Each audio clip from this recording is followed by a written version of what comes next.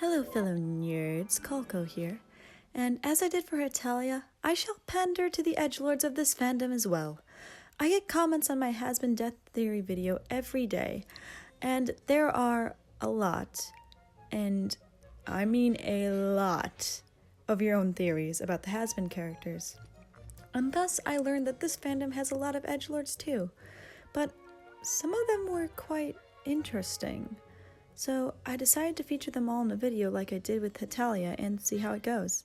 Remember that these aren't my headcanons, I don't necessarily agree with them all, I just added explanations and additional comments. Also, these are just that, headcanons. Many on characters that haven't even appeared yet, so take them with a grain of salt. With that, let us look at some of these fan theories. Husk and Nifty's connections with Alistair.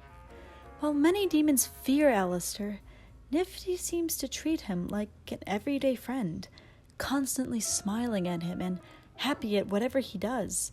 Hell, she is the only one who is grinning from ear to ear when Alistair destroys Serpentius. She's ecstatic to be at his service, but why? Perhaps Alistair helped her out with a major favor. Perhaps one regarding her ex-lover, thus Nifty is forever happy to be at his service, as this favor was crucial to her. Or, and this is my theory, Nifty is infatuated with him. Husk ended up in Alistair's service because he gambled away his soul to him. It is no secret that Husk is a gambling man. It's what he is doing when he is first introduced. Many fear Alistair as they know of his capabilities. Husk died 30 to 40 years after Alistair, thus giving Alistair plenty of time to gain his reputation. So why isn't Husk afraid of Alistair like everyone else? Perhaps Husk carried his cockiness to the afterlife with him.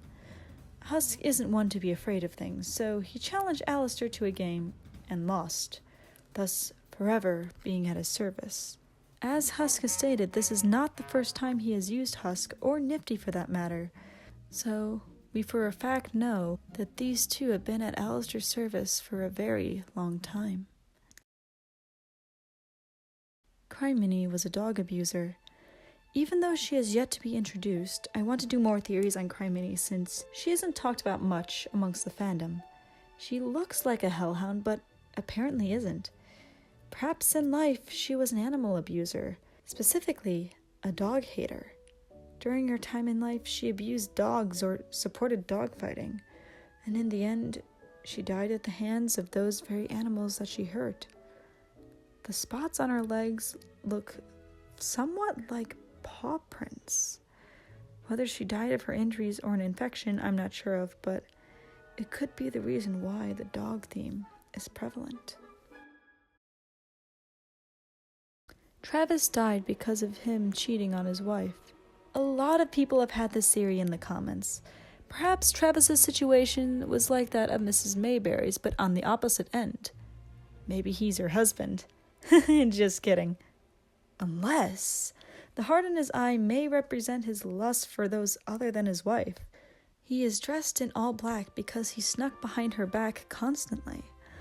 And then she found out and killed him in blind rage, thus giving her a reason to be in hell too. Even after death, Travis is still continuing his infidelity. Cherry Bomb died from a heart attack. This one was one of the theories in my comments that I originally glossed over, but the more I look into it, it makes sense. The X on her chest could possibly be because her heart gave out. Take a look at the Attic music video. We notice that the beer bottle that Angel Dust pushes off the stage then turns into a bottle with the skull on the front of it.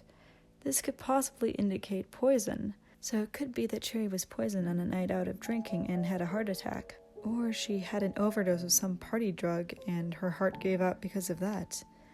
Despite her violent actions, Cherry Bomb's death may have actually been something a lot more tame. Katie Killjoy's husband cheated on her with a man. A lot of you suggested this theory to me as well. Some of the major evidence that we have for this is her refusing to shake hands with Charlie, saying, "I don't touch the gays," meaning she was possibly a homophobic news anchor while she was alive in the early 90s. Perhaps part of her homophobia came from the reason why she may have killed her husband. If she sleeps around a lot in hell, she may have done that on Earth too, so finding out her husband was just cheating on her probably wouldn't have been murder-worthy. No, her motive to murder was catching her husband in bed with another man. Vivzy Pop stated that being gay does not get you sent automatically to hell. But being a raging homophobe and believing all the stigmas against gay men, Katie killed her husband, giving her a one-way ticket to hell. Baggy was a former assassin. I'm going to end this video by giving a theory of my own that I briefly mentioned in my death theory video. Baggy seems to be unusually skilled in weapons. Look at how effortlessly she almost skewers Angel's hand with a throwing knife. She has no problem punching someone in the face or threatening Alistair with a spear. I think Baggy's backstory is similar to that of Maki Harukawa from Danganronpa. She was an orphan who took up the trade when she was young and was trained to kill. Or she used to be a prostitute for money and later took up the trade. One of those two may explain her seemingly sexual appearance.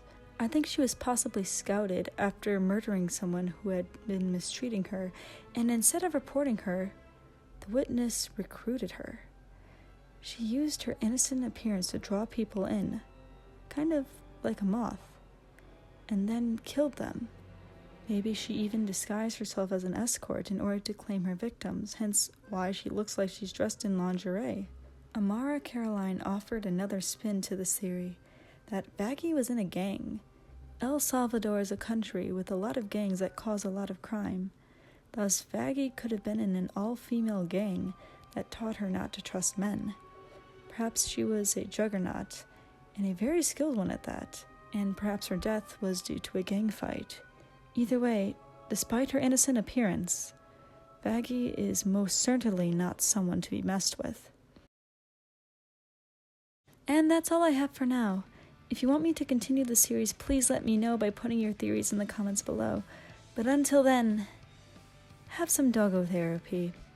Look at the doggo. Don't be sad. Doggo not dangerous. Doggo not demon. Did you have a bad day? Doggo therapy shall help you. Doggo shall heal your soul. That is all. Have a nice day.